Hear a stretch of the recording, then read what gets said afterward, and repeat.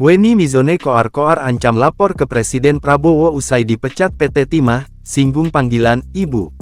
Baru-baru ini, wanita bernama lengkap Dwi Citra Weni itu malah menyindir seorang wanita yang ia sebut ibu. Weni juga membandingkan dirinya dengan orang itu yang menurutnya jauh berbeda. Mengaku tak menyesal, Weni kini ngadu ke Presiden Prabowo Subianto.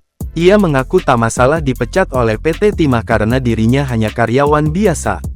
Weni juga mengaku memiliki banyak usaha di antaranya berjualan kue, berjualan kerupuk, hingga jamu.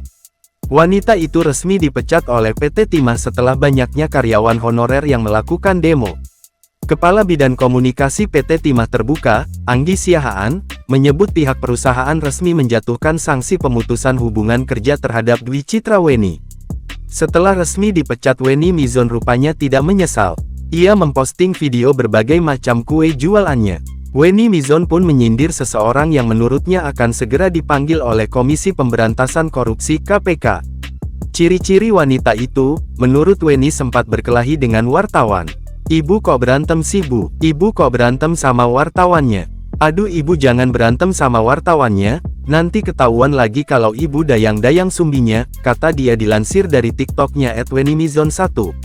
Menurut Weni, sebaiknya wanita itu diam saja dan jangan sampai dipecat juga oleh perusahaan. "Udah ya bu ya, malu nanti ibu saya bu.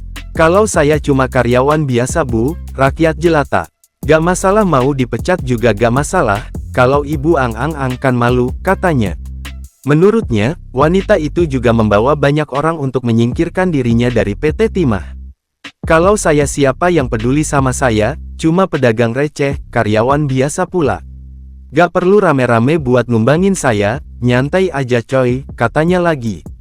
Kemudian Weni Mizon juga pamer usahanya yang memiliki pabrik pembuatan kerupuk.